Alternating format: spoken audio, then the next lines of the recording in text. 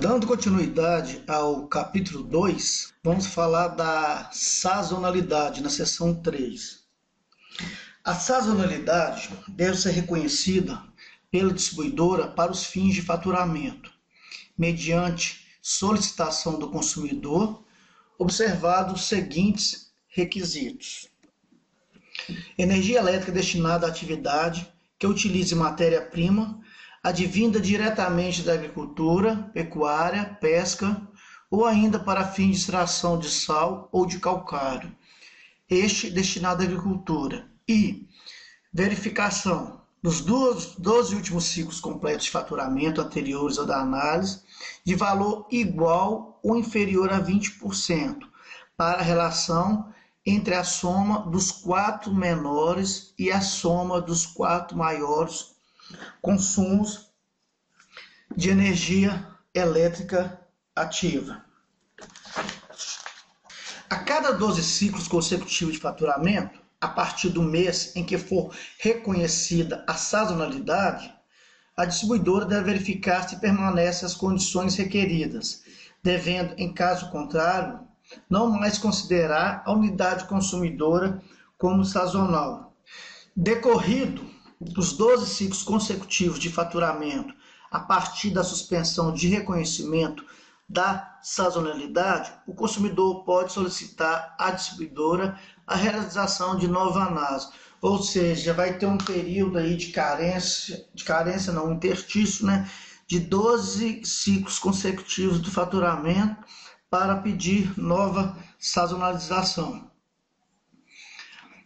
No parágrafo 3º, para situações previstas no inciso 1 e 2 do parágrafo 1º do artigo 128, deve ser mantido o reconhecimento da sazonalidade, salvo solicitação em contrário do consumidor. A menção que se faz ao inciso 1 e 2 do parágrafo 1º do artigo 128 é o seguinte: esse artigo ele fala sobre inadimplemento. Então é o seguinte, está no artigo 128, quando houver débitos decorrentes da prestação do serviço público de energia elétrica, a distribuidora pode condicionar a quitação dos requeridos débitos.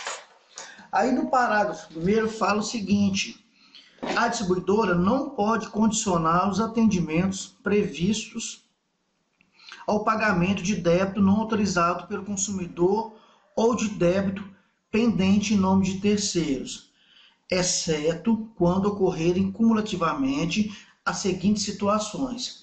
Então é o seguinte, a sazonalidade não vai ser interferida com a inadimplência, salvo se ocorrerem cumulativamente os dois incisos que eu vou citar agora. Inciso 1. A distribuidora comprovará a aquisição por parte de pessoa jurídica, a cessão das pessoas jurídicas de direito público e demais excludentes definidos na legislação aplicável, por qualquer título, de fundo de comércio ou estabelecimento comercial, industrial ou profissional. E, no inciso 2 está continuidade na exploração da mesma atividade econômica sob a mesma ou outra razão social, firma ou nome individual, independentemente da classificação da unidade consumidora. Então é o seguinte, a inadimplência não vai interferir nesse reconhecimento, nessa manutenção dessa sazonalidade, salvo esses dois incisos do artigo 128. Agora, na seção 4, falaremos, dentro de unidade consumidor, do serviço essencial.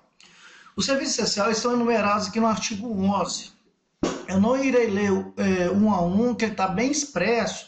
Então, o que vale a entender que são considerados serviços ou atividades essenciais aqueles cuja interrupção coloque em perigo iminente a sobrevivência, a saúde ou a segurança da população. Para fins de aplicação do disposto neste artigo, classificam-se como serviço ou atividades essenciais os desenvolvidos nas unidades consumidoras a seguir indicados. Então, nesses incisos aqui, que vai do 1 ao 14, estão em ordem hierárquica de prioridade quanto a esse atendimento, a essa operacionalidade do serviço essencial. Seção 5 da atenção de fornecimento. Compete à distribuidora informar ao interessado a atenção de fornecimento para a unidade consumidora, com observância aos seguintes critérios: tensão secundária em rede aérea, quando a carga instalada na unidade consumidora for igual ou inferior a 75 kW. Inciso 2. Tensão secundária em sistema subterrâneo até o limite de carga instalado conforme padrão de atendimento da distribuidora. A tensão secundária em rede aérea, ela está classificada que está bem expressa, que a unidade consumidora for igual ou inferior a 75 kW.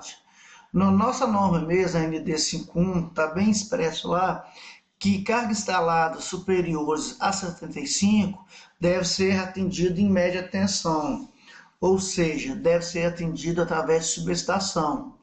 A tensão secundária em sistema subterrâneo até o limite da carga instalada conforme padrão de atendimento da distribuidora. Aqui é o seguinte, a tensão secundária em sistema subterrâneo, aí tem a diferença aqui em que o cliente é subterrâneo ou ele é cliente do grupo B. A diferença que se faz é o seguinte: a tensão pode ser a mesma, mas a malha que ele está sendo atendida, no qual que seja subterrâneo, ele é caracterizado como sistema, ou seja, o do grupo AS, que é o cliente subterrâneo. Tensão primária, distribuição inferior a 69 kV. Quando a carga instalada na unidade consumidora for superior a 75 kW e a demanda a ser contratada pelo interessado para fornecimento for igual ou inferior a 2.500. Então, nessa tensão aqui de 69 kV, nós temos que prestar bastante atenção quanto à carga instalada, ou seja, ela deverá ser superior a 75 kW, senão seria atendimento no grupo B ou AS, baixa tensão subterrânea, e a demanda a ser contratada pelo interessado para o fornecimento for igual ou inferior a 2.500. Então vai ficar entre 75 até 2.500 kW. A tensão primária de distribuição igual ou superior a 69 kV, quando a demanda a ser contratada pelo interessado para o fornecimento for superior a 2.500. Então fica esse limítrofe aqui da tensão 69 kV correlacionado à demanda de 2.500. Ou seja, até 2.500 poderá ser até 69 kV. Acima de 2.500 tem que ser superior a 69 kV. Inclusive, na CEMIG tem um memorando, não vou entrar a miúde, que fala quanto às cargas instaladas superiores a 2.500, que existe circuito de dupla alimentação, existe o sistema de instalação de 3 irrigadores, tanto na NA, na NF e na chave de derivação. Isso para ser atendido na média tensão, porque quando há uma negociação entre a distribuidora e o cliente, que está também na 414, que falaremos posteriormente, mesmo em cargas instaladas em demandas superiores a 2.500, ele pode ser atendido em 13.8 kV, ou seja, em tensão inferior a 69 kV. Isso aí pode ser questão de prova, porque o regulatório ele abre uma lacuna quando há livre negociação do cliente juntamente com a distribuidora. Ele pode ser ser atendido em intenção distinta do que foi expresso aqui. Tem vários exemplos aqui, temos exemplos de clientes que estão com intenção a 7 mil, com demanda 7 mil, 8 mil, 5 mil e é atendido em 13,8. Na verdade, se você olhar expressamente aqui desses dois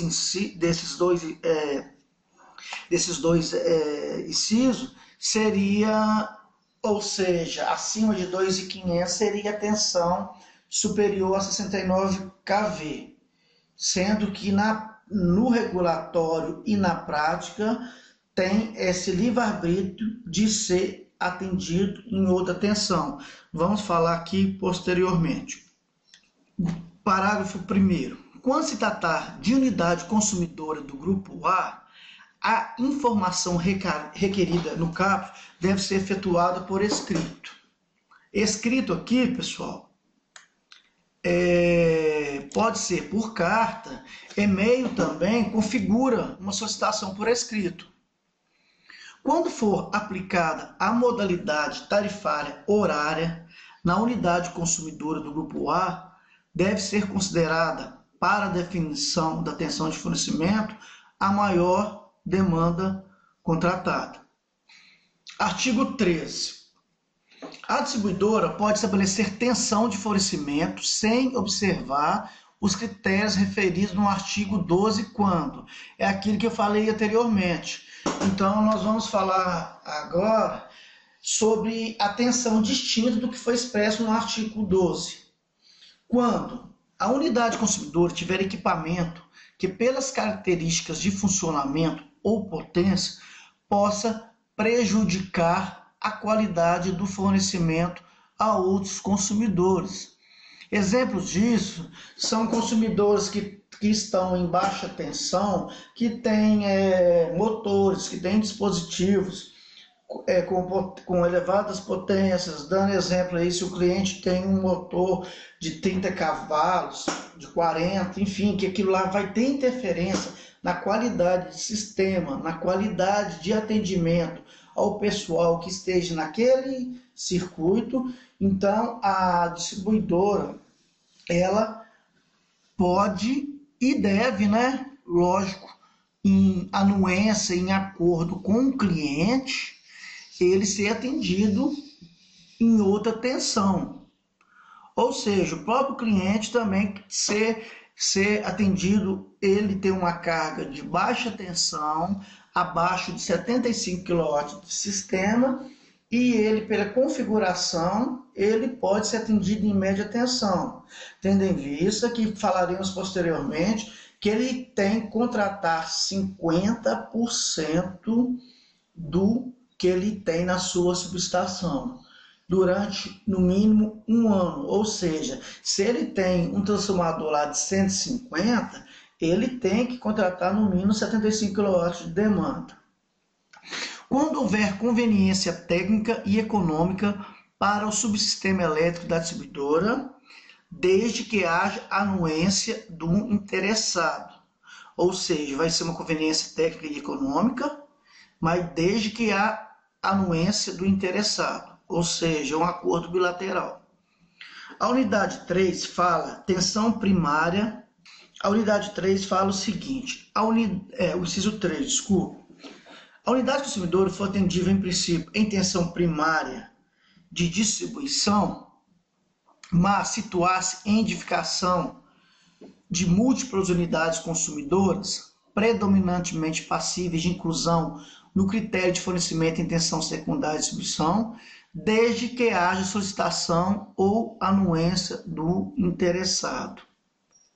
Então, esse inciso 3, ele tem essa prerrogativa, de, ao invés de ser atendido em tensão primária, desde que situasse em edificação de múltiplas unidades consumidoras, ele é passível de inclusão em critério de fornecimento de tensão secundária de distribuição. Dando exemplo aí, shopping centers, ocorre muito isso, prédio de grande porte, ou seja, pode ter um cliente ali que é uso coletivo, ou seja, são medições distintas, ter o atendimento de imediato em primária, depois ele optar-se, né? Logicamente, tendo a configuração do grupo de medição ser factível e operacionalizado dentro de uma tensão distinta daquela, ou seja, ao invés de ser em tensão primária, ele ser atendido em tensão secundária. O parágrafo 1º do artigo 13 fala o seguinte: o interessado pode optar por tensão diferente das estabelecidas no artigo 12, desde que haja viabilidade técnica do subsistema elétrico, sendo de sua responsabilidade os investimentos adicionais necessários ao atendimento.